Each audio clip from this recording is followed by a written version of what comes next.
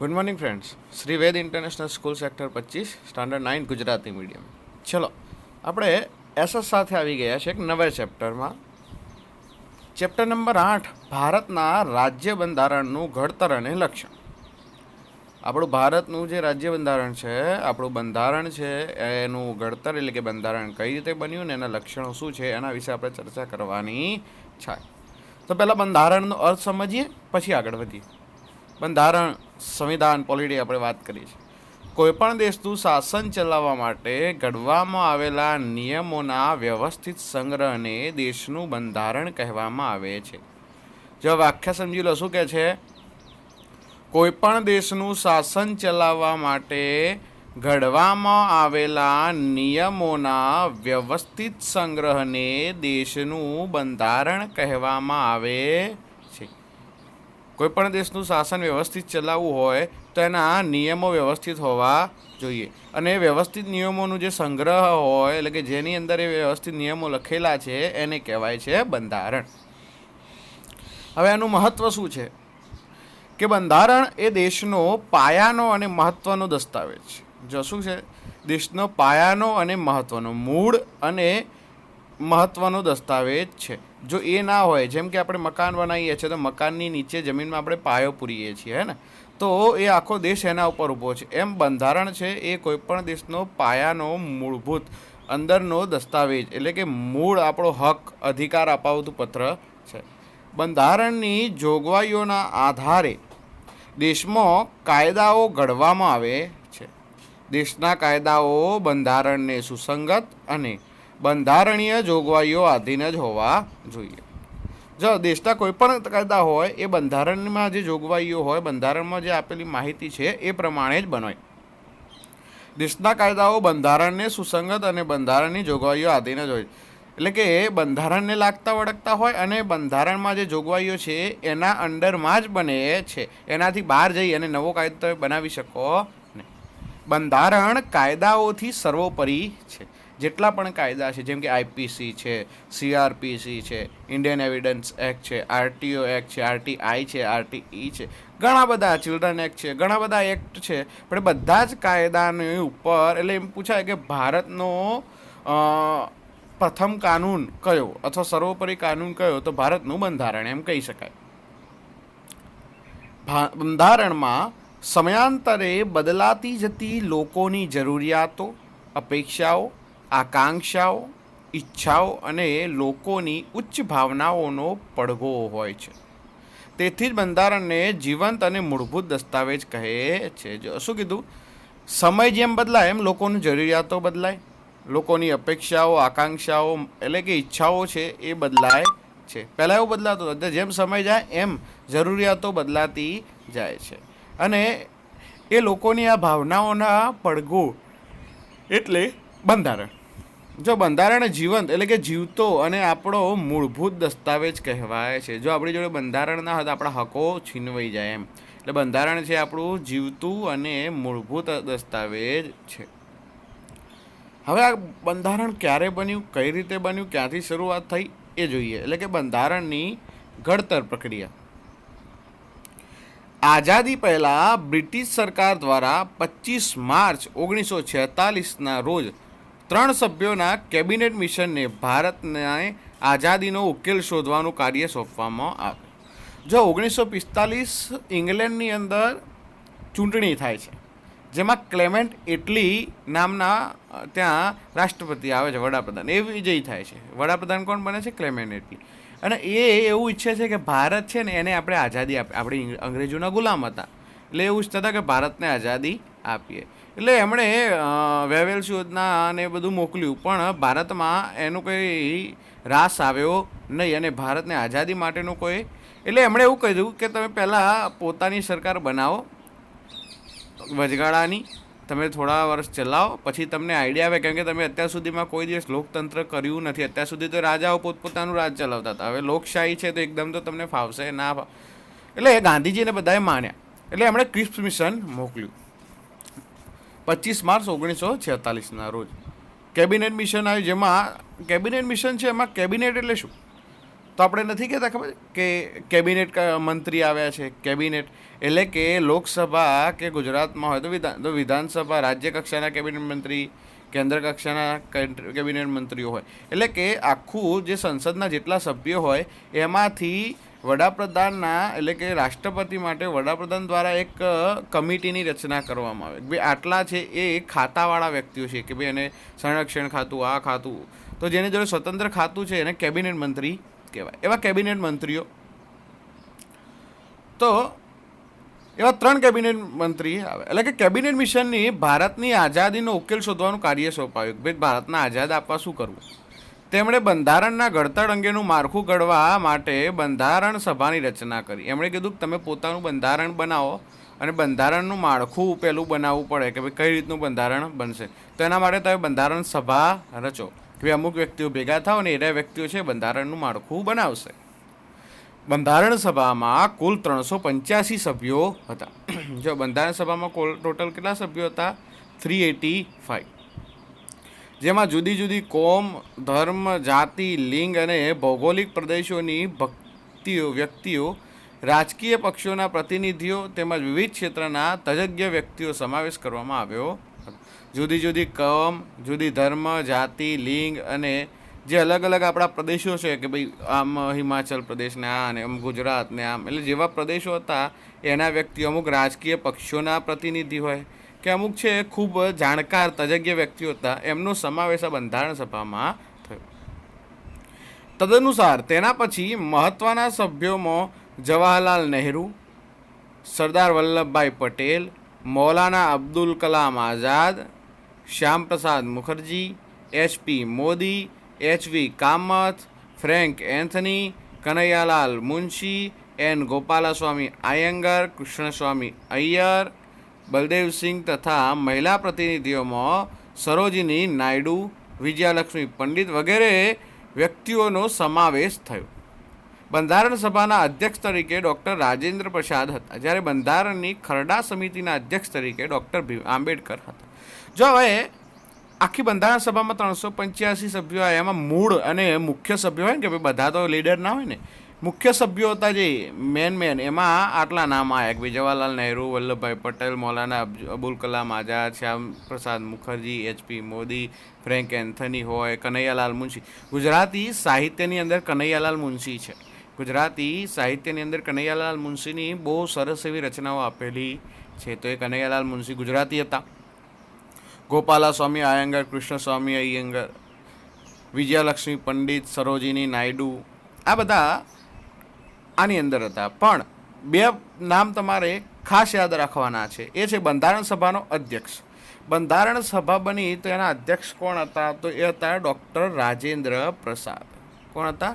રાજેન્દ્ર પ્રસાદ. પણ બંધારણની ખરડા સમિતિ એટલે કે બંધારણ એક કાયદો બનાવવો હોય તો એનું કાચું સ્વરૂપ તૈયાર કરવું પડે અને કાચા સ્વરૂપને કહેવાય છે ખરડો.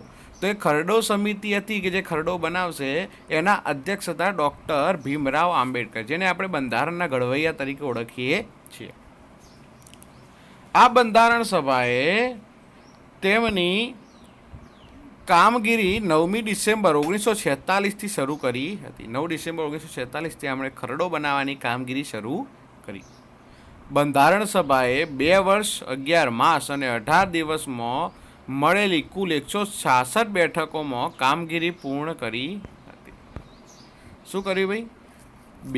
જો બંધારણ બનાવવામાં કેટલો સમય થયો તો 2 વર્ષ 11 મહિના અને 18 દિવસોમાં કુલ 166 વખત બેઠક મળી હતી અને આખું બંધારણનું કાર્ય પૂર્ણ થયું. આ પ્રક્રિયામાં તેઓએ દુનિયાના જુદા જુદા દેશોના બંધારણના મહત્ત્વના લક્ષણોનો અભ્યાસ કરીને અને વિગતપૂર્ણ ચર્ચા વિચારણા કરીને બંધારણને આખરી સ્વરૂપ આપ્યું હતું.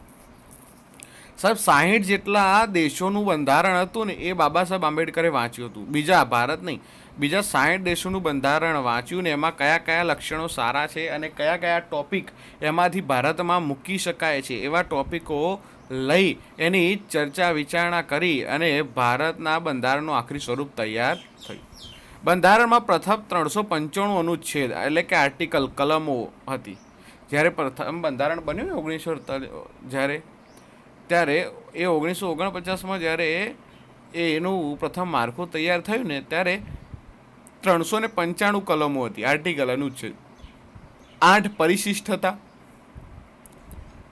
ત્યારબાદ સુધારા વધારા સાથે 461 અનુચ્છેદ આર્ટિકલ્સ. અત્યારે હાલમાં કેટલા છે? 461. અત્યારે તો 468 થઈ ગયા છે, પણ હાલ 461 અનુચ્છેદ આર્ટિકલ અને 12 પરિશિષ્ટ થયા. 461 અનુચ્છેદ અને 12 પરિશિષ્ટ થયા. 26મી નવેમ્બર 1949ના રોજ, જો 26 તારીખ યાદ રાખજો, 26 નવેમ્બર 1949ના રોજ બંધારણ સભામાં બંધારણ સર્વાનુમતે પસાર થયું. જે બંધારણ સભાના 385 હતા લોકો, એ લોકોની વચ્ચે બંધારણ છેલ્લી વાર એનું વાંચન થયું 26 નવેમ્બર 1949, અને બધા લોકોએ સ્વીકાર્યું કે હા ભાઈ, આ જે તમે લખ્યું છે, જે બનાવ્યું છે, એ બરાબર છે અને આપણે આને માન્ય ગણીએ છીએ. એટલે બધાની ઈચ્છાથી એને પસાર કરવામાં આવ્યું અને કાયદાનું સ્વરૂપ અપાયું. હવે જો 385 સભ્યો હતા ને, જે એમાંથી અમુક લોકો તો પાકિસ્તાનમાં જતા રહ્યા, કેમ કે 1949 1947માં તો પાકિસ્તાન ભારતમાંથી જુદું થઈ ગયું, એટલે અમુક સભ્યો એમાં જતા રહ્યા, એટલે વધ્યા 299 સભ્યો. હવે 299માંથી પણ થોડા સભ્યો વરસાદના ને એના કારણે કરી સાહેબ કે ગમે તે આવ્યા નહીં, એટલે બંધારણ જ્યારે બન્યું ને ત્યારે એની ઉપર 284 લોકોએ સહી કરી હતી. હતા 385, સહી કરી 284. આ એક્સ્ટ્રા છે, તમારે ખાલી શીખવા પડતું. પણ છેલ્લું વાંચન ક્યારે થયું તો કે 26 નવેમ્બર 1949. બધાની સહમતિથી આપણું આ બંધારણનો ખરડો પસાર થયો. કાયદાનું સ્વરૂપ અપાયું. 26 જાન્યુઆરી 1950થી ભારતમાં બંધારણ અમલમાં આવ્યું. જો આપણે 26 જાન્યુઆરી પ્રજાસત્તાક દિન ઉજવીએ છીએ ને, એટલે 26 જાન્યુઆરી 1950 પહેલું બંધારણ હતું ને, એને અમલમાં મૂકવામાં આવ્યું કે આખા ભારતમાં હવે આ જ બંધારણ અમલમાં રહેશે. એટલે ભારત પ્રજાસત્તાક રાષ્ટ્ર ઘોષિત થયું. જો પ્રજાસત્તાક, બે શબ્દો, પ્રજા અને સત્તા. સત્તા પહેલાં શું રાજા સત્તા કરતા, અત્યારે કોણ સત્તા કરે છે? પ્રજા. કઈ રીતે? જો વડાપ્રધાન હોય કે મુખ્યમંત્રી કે MLA, તો એને ચૂંટીને કોણ લાવે છે? આપણે એને વોટ નહીં આપીએ તો ચૂંટીને આવશે ના, તો આપણે રાજા થયા. તો અત્યારે પ્રજાની સત્તા છે, રાજાની સત્તા છે નહીં. એટલે પહેલાં રાજાઓ રાજ કરતા હતા, પછી અંગ્રેજોએ રાજ કર્યું, પણ હવે ભારત પ્રજાસત્તાક રાષ્ટ્ર છે, એટલે ભારતમાં પ્રજાનું રાષ્ટ્ર છે, લોકતંત્ર. એમણે 26મી જાન્યુઆરીને પ્રજાસત્તાક દિન તરીકે શાનદાર રીતે ઉજવીએ છીએ. આપણે ઉજવીએ છીએ ને 26મી જાન્યુઆરી એટલે પ્રજાસત્તાક દિવસ, અને 15 ઓગસ્ટ એટલે સ્વતંત્રતા દિવસ. 15 ઓગસ્ટ 1947 ભારત આઝાદ થયું હતું, એટલે 15 ઓગસ્ટ 1947 એ આપણો સ્વતંત્રતા દિવસ, અને 26મી જાન્યુઆરી એ ગણતંત્ર અથવા પ્રજાસત્તાક દિવસ. બંધારણમાં રાષ્ટ્રચિત્ર તરીકે 4 સિંહોની મુખાકૃતિને અને રાષ્ટ્રસૂત્ર તરીકે સત્યમેવ જયતે ઘોષિત કરવામાં આવે છે. જો રાષ્ટ્રચિત્ર કયું છે ભારતનું, એ બંધારણમાં આપ્યો. 4 સિંહોની મુખાકૃતિ. સારનાથનો જે સ્તંભ હતો સમ્રાટ અશોકનો, મૌર્ય સમ્રાટ અશોક, એને જે સારનાથનો સ્તંભ બનાવ્યો હતો, જેની ઉપર 4 સિંહોની મુખાકૃતિ છે, એટલે કે 4 સિંહોની આકૃતિવાળો. કદાચ તમે રૂપિયાનો સિક્કો જૂનો જોયો હતો, એની ઉપર પણ 4 સિંહોની આકૃતિ હતી, હે ને? તો એ 4 સિંહોની આકૃતિ છે, એ આપણું શું છે? રાષ્ટ્રીય ચિહ્ન છે. અને રાષ્ટ્રીય સૂત્ર કયું છે? સત્યમેવ જયતે. સત્યનો હંમેશા વિજય થાય છે. એ પણ એ જે 4 સિંહોની મુખાકૃતિ છે એના નીચે લખેલું છે સત્યમેવ જયતે. આમ તો આ લેવામાં આવ્યું છે મુંડકો ઉપનિષદમાંથી. જો આપણા ઉપનિષદો છે, આપણા વેદો, ઉપનિષદો, હે ને, પુરાણો, તો એવા ઉપનિષદ એક છે સૌથી જૂનું ઉપનિષદ મુંડકો ઉપનિષદ, જેમાંથી આપણે આ પંક્તિ, આ વાક્ય લીધું છે, સત્યમેવ જયતે, એટલે કે હંમેશા સત્યનો જ વિજય થાય છે. આપણા બંધારણમાં લોકોના મૂળભૂત હકો, ફરજો, રાજ્યનીતિના માર્ગદર્શક સિદ્ધાંતો, સરકારના અંગો અને કાર્યો તથા વહીવટી કેટલીક સૂચનાઓ, ન્યાયતંત્રની વ્યવસ્થા જેવી અનેક મહત્ત્વની બાબતોનો સમાવેશ. જો આપણને મૂળભૂત હકો મળ્યા છે, બરાબર ને? કેટલા હકો છે આપણા? 7 હકો હતા, ત્યારે 6 છે મૂળભૂત હક. જો સ્વતંત્રતા, 6 પ્રકારની સ્વતંત્રતા. હરવા ફરવાની, ગમે ત્યાં વેપાર ધંધો કરવાની, ગમે ત્યાં માલ મિલકત ખરીદવાની, ગમે વાણી વિચાર અને અભિવ્યક્તિની તમે બોલી શકો છો ને પ્રેસ. બાકી તમારું જે બોલવાનો અધિકાર તમને સ્વતંત્રતા ના આપવામાં આવી, સ્વતંત્રતાનો અધિકાર પહેલો તમને બોલવાની સ્વતંત્રતા ના આપી હોય તો તમે બહાર જઈને કહો છો એ શું કરો છો, પોલીસ પકડી લઈ જાય, કેમ બોલ્યો ભાઈ, એવું થાય ને. એટલે બોલવાની સ્વતંત્રતા છે. તમે ગમે ત્યાં હરવા ફરવા વેકેશનમાં ભારતમાં ગમે તે ખૂણામાં જઈ શકો છો. તો શું છે એ સ્વતંત્રતા છે હરવા ફરવાની. તો સ્વતંત્રતાનો અધિકાર, મિલકતનો અધિકાર, જેને અત્યારે તો કાનૂની અધિકાર કરી દીધો છે, પણ એના સિવાય બંધારણીય ઇલાજોનો અધિકાર, ટોટલ 6 અધિકારો છે મૂળભૂત. એ રીતે ફરજો, રાજ્યનીતિના માર્ગદર્શક સિદ્ધાંતો કે રાજ્ય કઈ રીતે કરવું, કઈ રીતે ચલાવવું એના સિદ્ધાંતો, સરકારના અંગો એટલે કે સંસદ હોય, હાઈકોર્ટ, સુપ્રીમ કોર્ટ, વિધાનસભા, આવા અલગ અલગ જે એના અંગો છે એની ચર્ચા કરવામાં આવી છે. એની વહીવટી સૂચનાઓ, ન્યાયતંત્ર એટલે કે હાઈકોર્ટ, સુપ્રીમ કોર્ટની આપણે વાત કરીએ ને, કાનૂન વ્યવસ્થા, તેનો સમાવેશ આમાં થયો છે. આથી ભારતનું બંધારણનું વિશ્વમાં સૌથી મોટું, વિસ્તૃત અને વિશદ લેખિત દસ્તાવેજ ગણાય છે. યાદ રાખો, વિશ્વનું સૌથી મોટું અને લેખિત બંધારણ કયું. જો લેખિતમાં શું મતલબ, લેખિત અને અલેખિત બે પ્રકારના હોય. અલેખિત એટલે કે જે ટુકડે ટુકડે અને અલગ અલગ જગ્યાએ સચવાયેલું છે. ટુકડે ટુકડે અને અલગ અલગ જગ્યાએ સચવાય, એક જગ્યાએ ફિક્સ નથી, એને કહેવાય અલેખિત. અને એક જ જગ્યામાં એક જ વસ્તુમાં ફિક્સ છે એને કહેવાય લેખિત. જેમ કે ભારતનું બંધારણ છે, તમે દિલ્હીમાં જાઓ તો સંગ્રહાલયમાં છે હતા હાલ સંવિધાન જૂનું લખેલું જે કાગળ ઉપર હતું ને, કે બધું સંવિધાન એક જ જગ્યાએ સંગ્રહ છે અને એ લખિત છે, હસ્તલેખિત છે, જેને આપણે લેખિત દસ્તાવેજ ગણાય છે.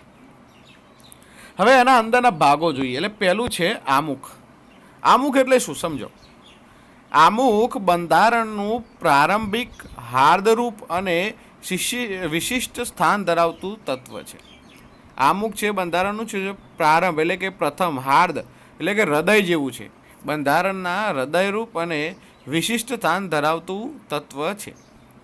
બંધારણની શરૂઆત આમુખથી થાય છે. બંધારણ છે એની શરૂઆત ક્યાંથી થાય?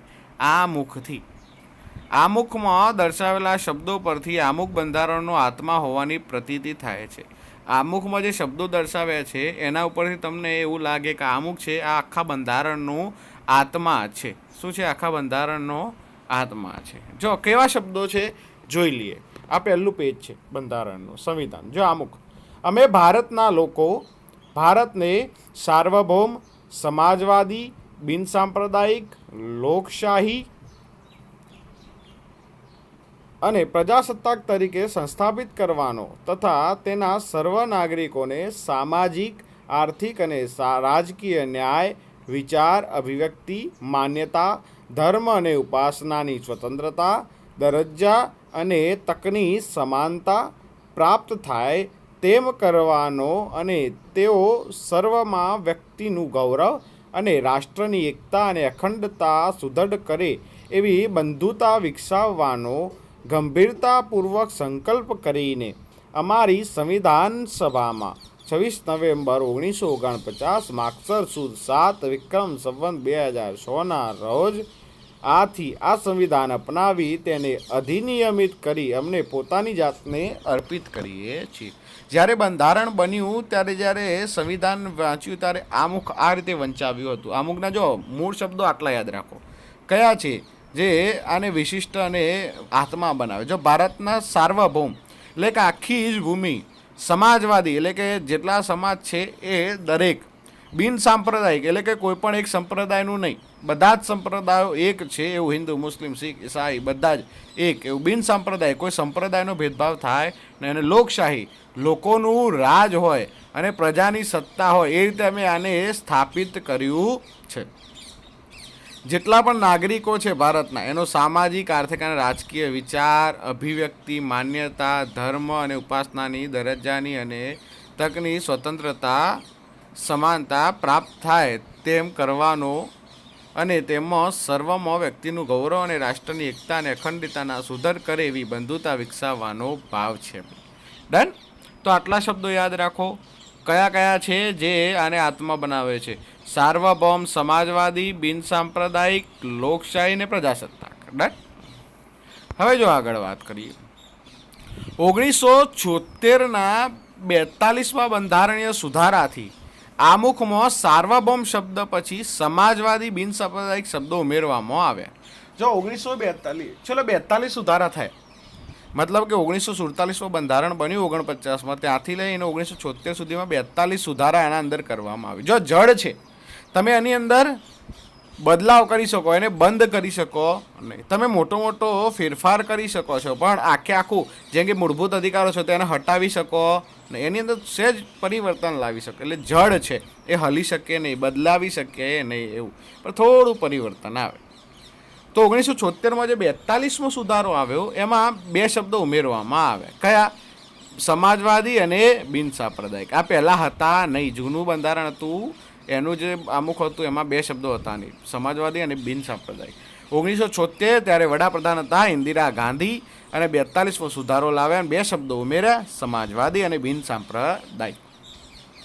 તેમજ રાષ્ટ્રીય એકતા. આ 3 શબ્દો યાદ રાખજો કે બિનસાંપ્રદાયિક, સમાજવાદી, રાષ્ટ્રીય એકતા અને રાષ્ટ્રની અખંડિતતા. એકતા યાદ નહીં રાખો તો ચાલશે. સમાજવાદી, બિનસાંપ્રદાયિક અને અખંડિતતા, આ 3 શબ્દો. અખંડિતતા એટલે કે ખંડિત ના થાય એવું રાષ્ટ્ર. આ 3 શબ્દોનો સમાવેશ આમુખમાં થયો. આમુખ બંધારણના મૂળભૂત હકો, હેતુઓ, ધ્યેયો, આદર્શો તેમજ સિદ્ધાંતોને વાચા આપે છે. આમુખ શું કહે છે? બંધારણના મૂળભૂત જે હેતુઓ છે, બંધારણ શું લેવા બન્યું છે, એના ધ્યેયો છે, એના આદર્શો છે અને એના સિદ્ધાંતો છે, એને વાચા આપવાનું કામ કરે છે. આમુખ બંધારણના ઉદ્દેશ્યો થકી ભારતમાં કલ્યાણ રાજ સ્થાપવાની ઉચ્ચ ભાવનાઓ અને આદર્શોને સિદ્ધ કરવા ઈચ્છે છે. કલ્યાણ રાજ, લોકોનું કલ્યાણ થાય એવું રાજ સ્થાપવાની ઉચ્ચ જે ભાવના